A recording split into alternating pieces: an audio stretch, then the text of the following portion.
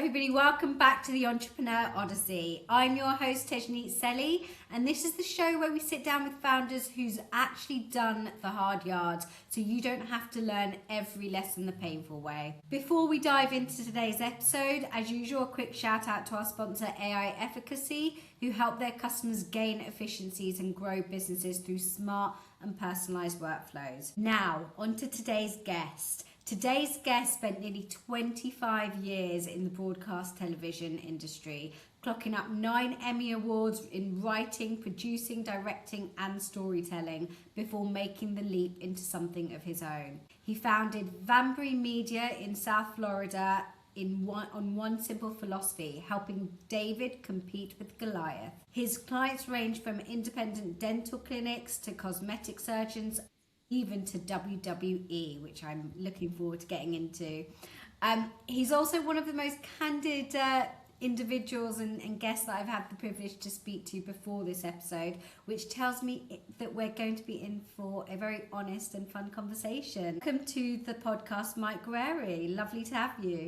Thank you, Tejneet. I'm glad to be here. Well, we've got to start from the beginning. We've got to start from the fact that you spent 25 years in broadcast TV across the whole of the United States by the sound of it. First of all, tell us a little bit about your background in the media, and then what led you to saying, you know what, I need to start something of my own, and how Vanbrey Media was then born. Absolutely. Thank you for the question. Yeah, so I grew up in Connecticut. That's where I spent the formative years, and I went to the University of Connecticut where I was a marketing major. And like so many, I had an internship at the CBS television station there in Hartford, Connecticut, and that was my very first job. It was a company called Post Newsweek, which is now Vanbrey Media, just because of properties changing and so on and so forth. So for the first 20 years of my career was all spent with Post Newsweek. So I worked at a station in Hartford, and then they moved me to Detroit, and then Jacksonville, and then Houston. And then over the course of that, it started in marketing and promotions. So it'd be, kind of like think of it like an internal ad agency, and the news department would be our biggest client. So that was who we did most of our production for. And then when I moved to Detroit, I ended up doing long format programming. So I would produce their 4th of July fireworks special. I would produce the Thanksgiving parade, which is very large there. And then I moved back into the marketing side and went out to Houston. So I kind of went to stations where they needed a little bit of help. There was a guy named Lee Iacocca here who used to run Chrysler, and he used to say he enjoyed raising a sinking ship more than steering it when it was afloat. And, I always enjoyed that. Like, once you get to the top, there's only one way to go, and it's down. So I kind of like to fix something and move on and take the challenge on again, and that was a lot of fun. And then I joined, I worked closely with NBC, which is a network here. I was the chairperson of the NBC Station Marketing Council. So there's 240 affiliates across the country. I was the liaison with the network representing all of those affiliates. Building a relationship there, I moved to Miami, and I worked there for 2 years running their creative department. And then, to answer your question about why I moved, big fan of the quote from Wayne Gretzky: "Don't skate to where the puck is, skate to where the puck is going." And, I just saw trends. I spent my whole career at the quote unquote top of the marketing funnel, doing very broad stuff, and I just saw with data and tracking and pixels and middle of the funnel, lower the funnel, I just saw where things were moving, and I didn't know a lot about it, and so I took the leap and I did it, and I've been 6.5 years in, building an agency ever since. Well, good for you. I mean, and let's talk about that. How did the leap go, and what did your previous 25-year career teach you about being an entrepreneur? I get one thing I would say is it probably taught me I didn't know enough about it. You know what I mean? I think when you do the W-2 or the 9-to-5 or however you want to call the day job, you're so busy doing that when I got out into the world and started doing my own thing, it really is eye-opening how much you didn't know. And I was, sitting in senior level meetings with executives, so I had access to, how financing worked and how accounting worked and HR and all of that. But once you're doing it yourself, it's an entirely different ballgame and a different mindset. I've said many times, I wish I knew back then what I know now. I think I would have been much better doing that job had I had access to, different mindsets, different industries. I could have applied all of that back there. So it's forced me to take bold chances. It's forced me to be my own biggest advocate and a student. There's so much to consume information-wise online and with seminars and talking to people like you. that you really just have to jump in with both feet and embrace the chaos. Oh God, I can't put it better myself. Embrace the chaos. Embrace the chaos. Absolutely, because similar to you, I've been in corporate for many years at senior level, but building my own company is something completely different. Every day is a school day. Every day's a school day, and I will tell you this. I had read somewhere once that Google, at a certain level of management, has a requirement that once a year you have to go to a conference that has nothing to do with your industry. And I did that. I ended up going to a human resources conference. And it was just so eye-opening because, when you're in one industry for that long, you attend the same 3 or 4 conferences, you see the same people. It's just kind of like, okay, what's new since last year? So to go and do that, it just opened my eyes to people who think totally differently, watch as much TV as we thought they did, just approach business and life in a different way. It was really eye-opening to see. It's highly recommend. If nobody's ever tried that, just dive in and go to a conference you know nothing about, and it'll open your eyes tremendously. That I'm gonna do that this year. So you've talked about, and as I mentioned in the introduction, you've talked about helping companies compete with Goliath, or helping David companies compete with Goliath. Where does that philosophy actually come from? Is it personal? Is it professional? Is it both? It was just really kind of the idea I had. So I'll tell you how I got there. It started with one germ of an idea, and it took off from there. So in television, they have these things called syndicated promos. So Oprah is globally famous, so I'll use her even though she's not on broadcast television anymore. When Oprah Winfrey would do her show, all those 240 markets we referenced earlier, she would air on at a different time in a different station in all of those markets. So they would produce the ad for the next episode one time and just leave a window at the back end of that to tag with your custom station logos, colors, voiceover person. And so I was like, why can't we take that idea and help small businesses where, a lot of times their barrier to entry to like television advertising would be, time to market. You got to go through all the scripts, and then cost. You have to shut down your dental practice for the day and bring in a fake patient to shoot. What if we could eliminate all of that and make semi-customizable video marketing packages where we can basically just fill in the gaps of everything we need right off of your website? It's completely turnkey for you. So it helps, there's a few in staying in the dental industry, for example, there's a few kind of behemoths that are national. They don't provide better care or better service. They just have a bigger, better marketing engine. So the idea was, how can we help independent mom and pop clinics across verticals sort of keep up with the Joneses of these bigger companies? And that's how the idea came to be. And then we sort of parlayed it to other businesses along the way. Nice. I love that idea. I really like it. Because, yeah, you're right. It's how do you ever become a Jones if you can't even compete?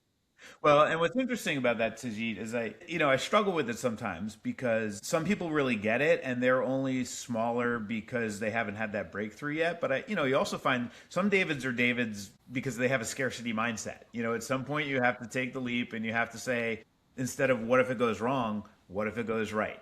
So that's the sweet spot, is when you can find the clients that are ready to take that big leap and trust the process long enough. As you know, in the business we're in, you got to let things marinate a little bit. If success was just like flipping a light switch, and every, $1 you put into marketing magically turned into $5, nobody would ever go out of business. Nobody would ever struggle. It's not that easy. Yeah. You've got to have the struggle, I think, to appreciate the heights, I guess. Absolutely. No question about it. No question about it. And it's hard to tell you how many times, you can see you're almost on the verge of the breakthrough, and especially in the digital world, you need to build an audience, and you need to let pixels warm up, or emails for outbound marketing warm up, and it takes a little time to see the dividends. You gotta, to use a fishing analogy, you gotta leave the line in the water, long enough. And, that's always a challenge, is making sure that your client, and you need to be very forthcoming about that. As an agency owner, you don't want to promise a magic solution. You want to let people know, hey, this will take,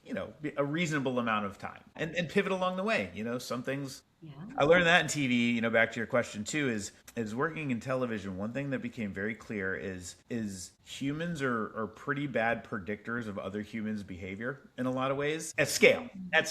So there would be like investigative stories we would do for the television station and promote them, and we thought it would be the biggest hit ever, and it flopped. And then there's other ones where we're like, we're just kind of putting on a Tuesday night, and it would pop, and you never really know why. So, now with the instant feedback you get with, data and Google Analytics and, everything else that's out there, you need to look at that stuff and pivot, but you do need to commit to the long haul to really make it work. Yeah, couldn't have put it better myself.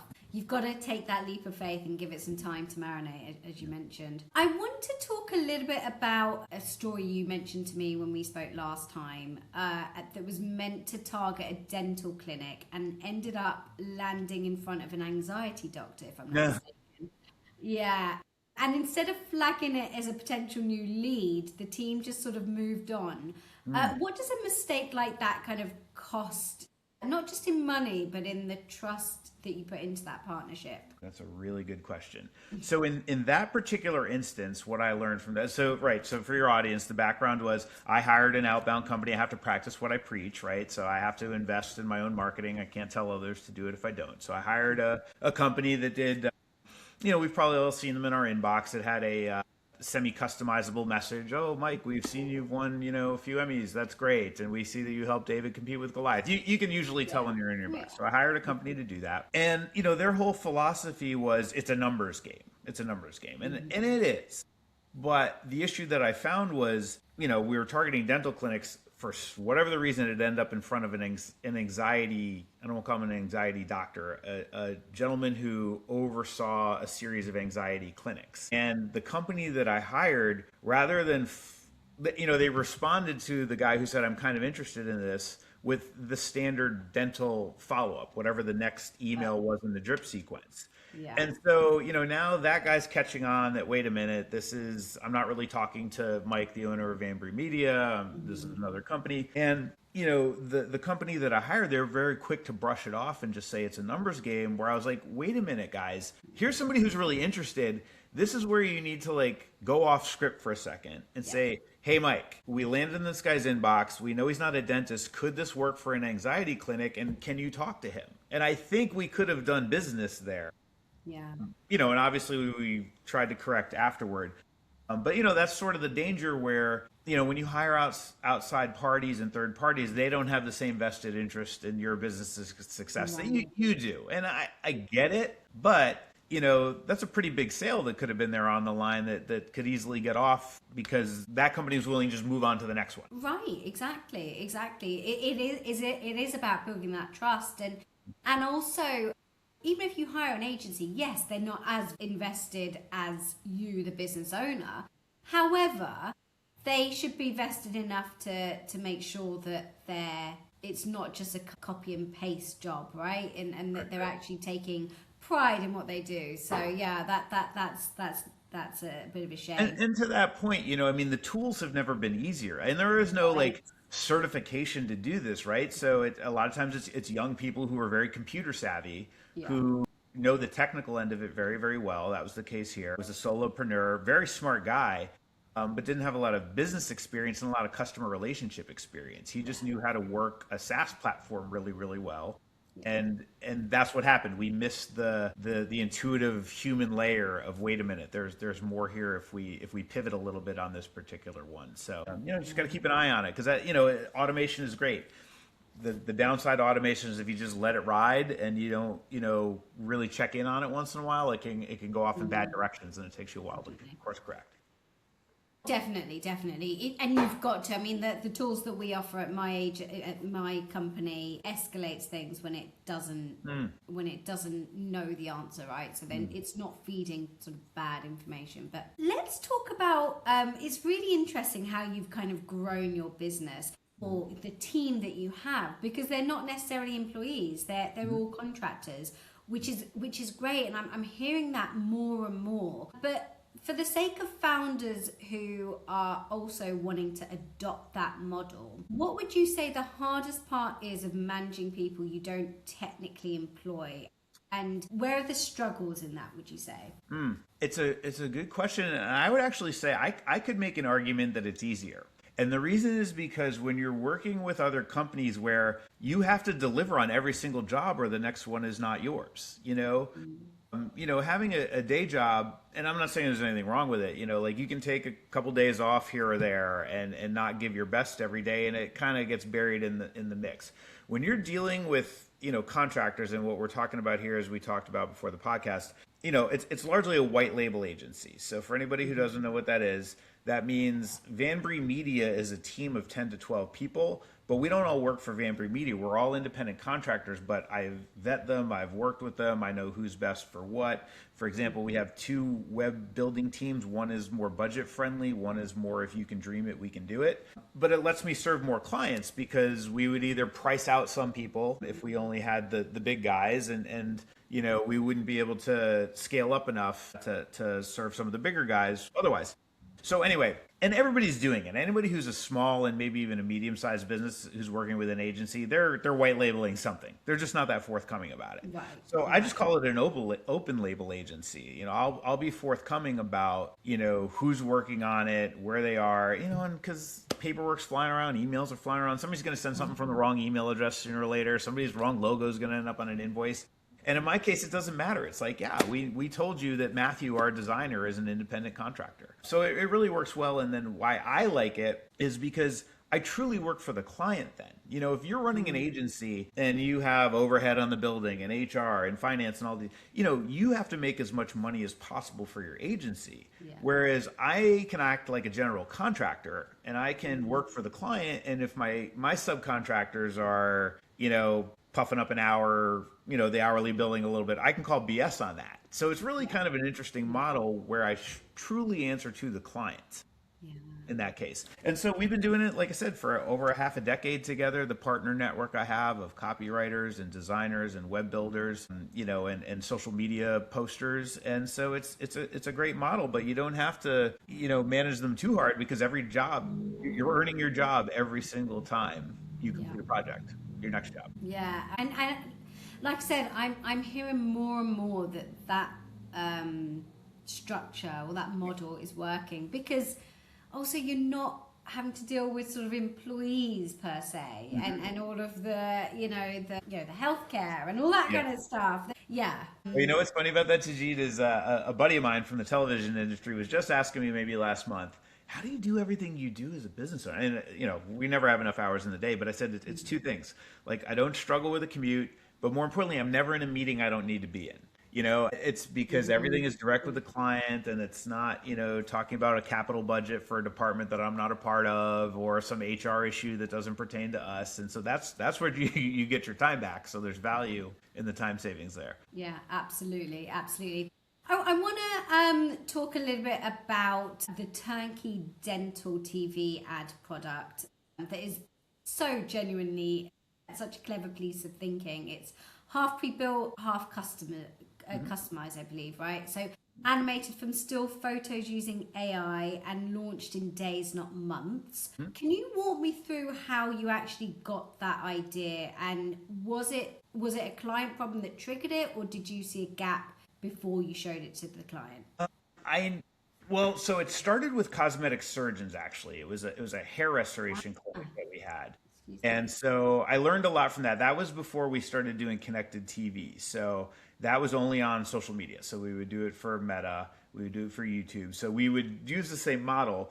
But what I learned from that is we would make those ads, 17 seconds longer, 42 seconds longer, however long you needed to tell the story. What I came to find out is most of these clinics, they just want to see themselves most of the time. So now we make it 15 seconds. It's 7 seconds of a small factoid about why this industry is important.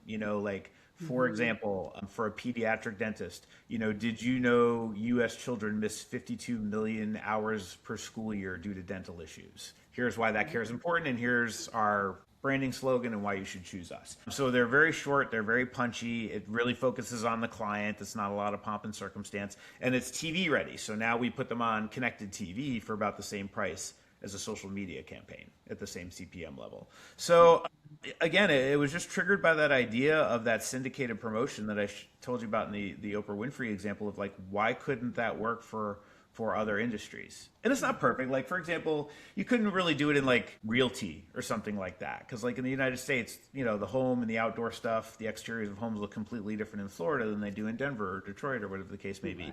But there's certain industries where it's kind of visually agnostic and it like podiatry or dermatology or something like that. We could replicate that. We're doing it now with a pet grooming clinic. We took the idea, now we're doing it with pet grooming clinics. So nice. Mm-hmm. Very cool. And again, like you say, that's easily replicable regardless of location. And then let's talk about AI, because obviously you used AI for that video, Right. and you're using it for that campaign. What are you using AI for your customers, would you say? And what are the sort of time savings that you're seeing? Yes, good question. And quality, right? Versus Yeah. quality. Yes. Yes. So, I mean, there's the whole back end, right, and how we target, and there's that portion of AI. But what we're talking about here is how do we make ads visually better using AI? And this didn't exist when we started. We would have to do our best to add some motion to still photos to bring things to life. But for example, another client of ours, they're a Microsoft solutions partner. They sell Azure and cloud. It's called Tejneet UC, and they had a leadership meeting in Kansas City, I believe. And they are another company. They're decentralized. They have people from everywhere. We did a photo shoot. We're like, hey, let's get some headshots of you guys, take some shots of you guys in the meeting. They then had the opportunity to sponsor a pickleball tournament of all things, and they had a TV ad they could do. So I was like, well, I can't get all these guys back together to do a shoot, but what we could do is we took all of the photos we had, and we can plug them into an AI program I have now, and I can say animate the people in these photos, and it looks like a complete fine photo shoot. Now, you get like 3 or 4 good seconds per clip before somebody's eye does something weird or, it goes off the rails. But for short form television where you only need a short clip and maybe you're putting some text over it and stuff, it looks like a fully produced television ad.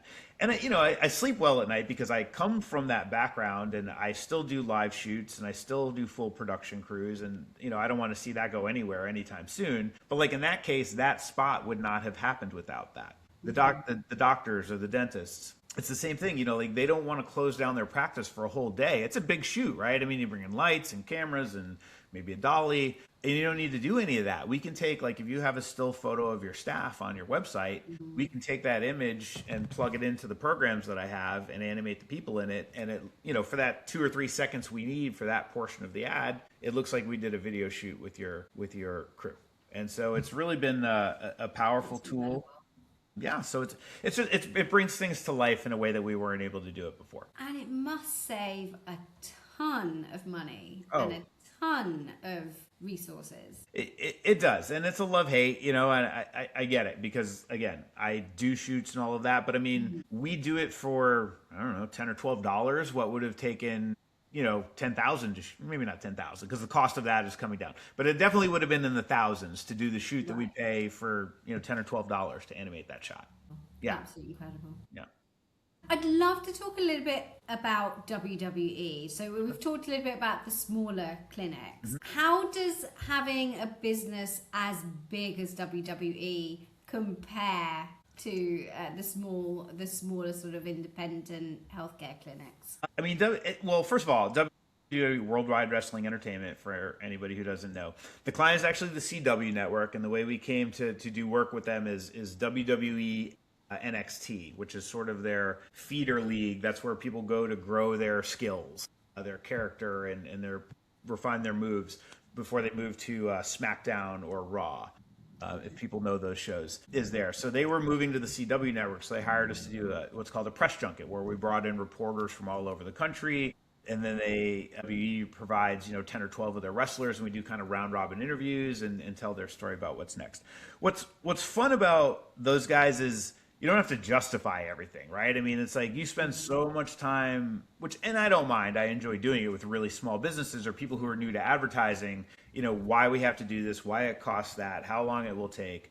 So it's fun to do something like that with a company that's been doing it for years because you just step in and you do the work. And so, as much as I love seeing a small business grow and you can really move the needle for them, sometimes it's big, fun to just get in there and flex that muscle again with big companies, and people see it at scale, millions of people are watching the work that we produced, and that's a lot of fun. That'll never change. Yeah, and it must be so nice and so interesting and satisfying to have both ends of the spectrum in terms of clients, right? Very blessed. Because you're kind of flexing, like you say, both muscles, and amazing. And then let's talk a little bit about Vanbrey Media and what are some of the services that you offer your clients aside from the TV ads and Well, and then personally, I also do fractional CMO work. So if you don't know what a fractional CMO is, it's all the features of a CMO for companies that probably are not ready for or can't afford a full-time CMO.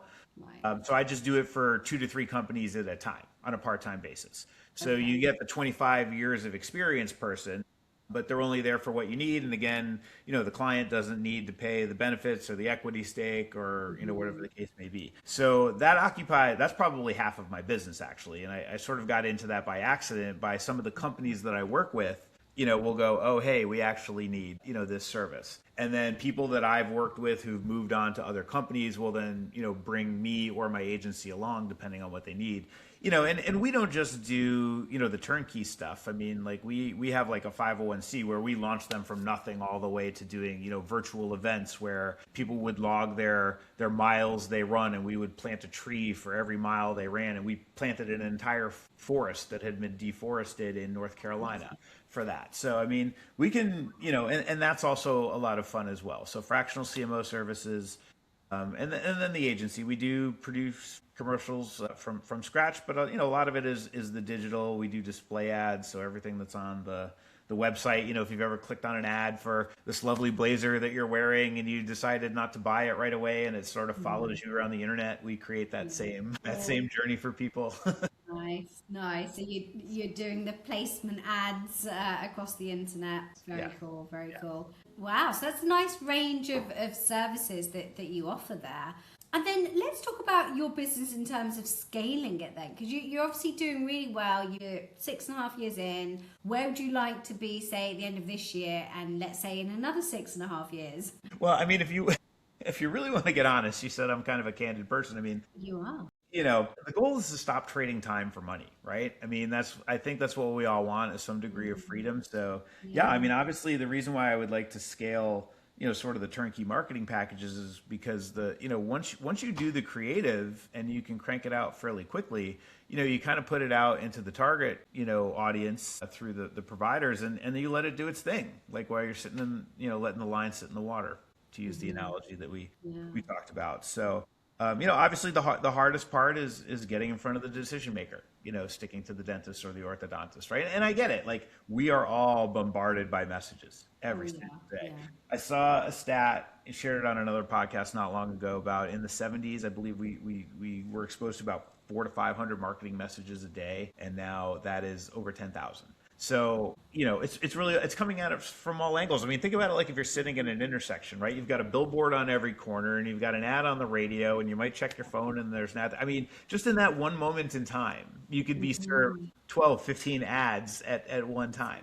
So I get it. People are numb to it. And it's hard to tell people, no, this is a legitimate good offer that you should listen to, because I get it. I'm like that too. If I go into my spam filter in my email and I see a bunch of stuff, there's a dopamine hit from just lassoing a bunch of stuff and hitting delete. It's like, oh, it's like scratching an itch, right? Yeah, exactly. So I get it. So hopefully it's getting in front of people who realize that we can help them grow their business, and that is important. I would go back to the analogy I just told earlier about, it's a numbers game, and how I feel like I was done a disservice before on that. Like we try to be the opposite of that. I would never take on too many clients where we can't keep an eye on a situation like that, where we can, I don't want to say raise a red flag, but like extract an opportunity that may be a diamond in the rough of everything. Right. You know what I mean? Yeah, exactly. It's all about providing that quality of service, right? Yeah, right. Especially as a solopreneur, right? You've got to provide that. And I wanted to ask you, because of the range of services you offer, in terms of the TV formula, the fractional CMO work, how do you sort of keep focus with the range of kind of services that you offer? It's literally might be the single hardest part of what I do every day. Okay. It can be difficult to flip the switch back and forth.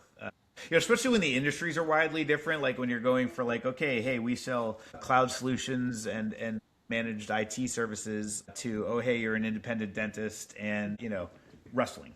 So it's really hard. I mean, it's being disciplined about your your calendar. I also think it's like giving yourself grace and forgiveness. I mean, there are days when I get done and I'm just like, oh man, I was all over the place today. And then you're also invoicing, you're doing the back end, you have to do the invoicing. Fortunately with, you got to track down payments, you got to sign new contracts. It's not for the faint of heart, that's for sure. But you get your flows down, you build as many templates as you can so that you don't have to reinvent the wheel every time you need to do a new contract, a new invoice, or whatever the case may be. And you find your flow. You just find your flow. Yeah, no, that makes sense. And I think once you've been doing it a while, and like you say, you've got those templates, it probably makes it somewhat easier, right? It does, but I mean, I would also say the flip side is some days you feel scattered, but others like you're never bored, right? I mean, sometimes if you've just been promoting the same thing for too long, like it's hard to stay fresh. It's hard to keep the good ideas flowing. It's hard to get inspired because I am constantly, pivoting. The brain stays active. I'll say that. Yeah, absolutely. So I wanted to ask you a little bit about some advice, really. You've been on half a dozen podcasts, I think you mentioned. You've won Emmy Awards, which is incredible. You've built a business from scratch after a 25-year career. Looking back at the version of you that walked out of broadcast and TV and said, I'm going to do this, what do you know now that you genuinely wish you knew then? Definitely it's better with a partner, or you find people who have complementary skill sets to you. Because I'm not hardwired to be a salesperson, and frankly, it's hard to flip the switch, right? When you're doing like sales and a negotiation, and then all of a sudden it's the contract is signed, and I got to flip over here and put on a different hat and be like, okay, now I'm your producer.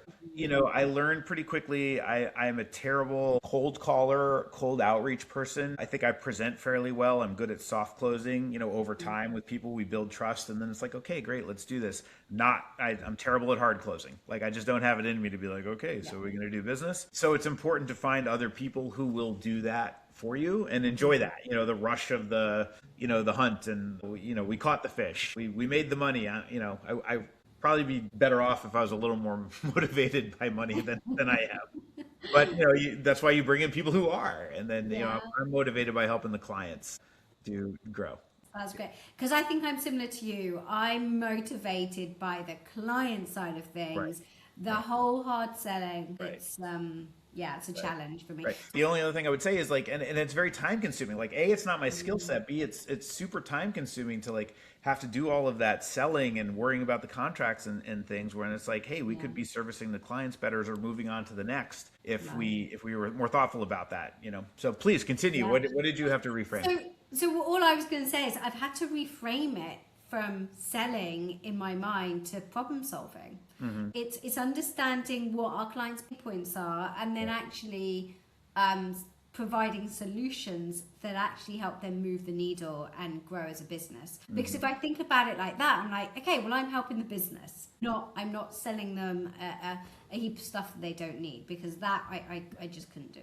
Right. No, I agree with you 100%. We are aligned on that. Sometimes gotta convince the client to that sometimes. But I'm like that too. I try not to sell. I try to attract. Right. I mean, if we do a good job, best thing we can do is have somebody else refer us, and that's happened plenty. And that's the greatest compliment you can get. I love that. You don't sell, you attract. Oh, I'm gonna steal that one. That's awesome. Okay, my gosh, we've almost run out of time, but I do have one last question I'd love to ask you. Fire away. For someone in our audience who's, say, 6 months into building their own thing, maybe they've just come out of corporate like you did, maybe feeling the weight of the first time, being a first-time entrepreneur, what's the one thing you would want them to hear today? What is the one thing that I would want a first-time entrepreneur to hear? I'm not going to say it's going to be okay. You know what I mean? Like that would be the default answer. I think it's as long as you're having fun, and as long as you're passionate about it, and as long as the gain outweighs the grief, keep going. You know what I mean? It's always going to be stressful. It's always going to be stressful, but it's also incredibly rewarding. So just stay with it as long as you can. As you probably know, when you first start, you have to say yes to almost everything, and that's hard. You have to take on either a client that maybe doesn't align with your viewpoint or your skill set, or they may be difficult, and you have to say yes, right? Because you need the money, you need the case study, you need the stuff. The sooner you can get that stuff out of the way and really drill down to quality clients, a product you're familiar with, get that workflow going, the more likely you are to succeed. And ask for help. That's the other thing I would say. Ask for help. People, the default setting of most people is they want to help you. If you're straightforward and you ask them a question of something they know a lot about, just go for it and do it. What do you have to lose? You're right. You know, all they can do is say no, or I'm All too they can do is busy. say no, or I'm not Right? sure. You know Yeah, what I mean? yeah. You never know unless you try. I found, and it took me a while. That's not my default setting to ask for help, but every time I've done it, somebody's come through for me, and you know.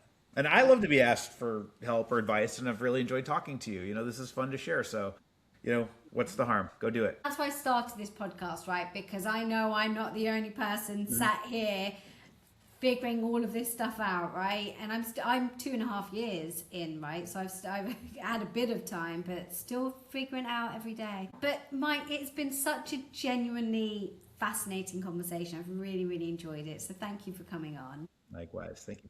Before we go, can you let our listeners know how they can get in contact with you and Vanbrey Media for any of the services that you offer? Absolutely. So you can contact us through our website, which is www.vanbrey, media.com, or just reach out to me, Mike at vanbreymedia.com. Happy to answer any questions or just make new connections. And I appreciate the opportunity. Perfect. Amazing. There you heard it. Mike is absolutely happy to help you out. So do take him up on the offer, because he's got 25 years plus of experience. So look, it's been such a great conversation, and congratulations on the 9 Emmy Awards. We didn't really even talk about that. I mean, that's incredible. I'm gonna have to have you back on just to talk about that. Thank you for that. Thank you. I appreciate it. Fun. So look, I hope you'll be back maybe in a couple of years' time just to see how you're getting on. It's been a real pleasure, and please do follow the Entrepreneur Odyssey to get more content from us. And until next time, keep building. Thanks again, Mike. Thank you.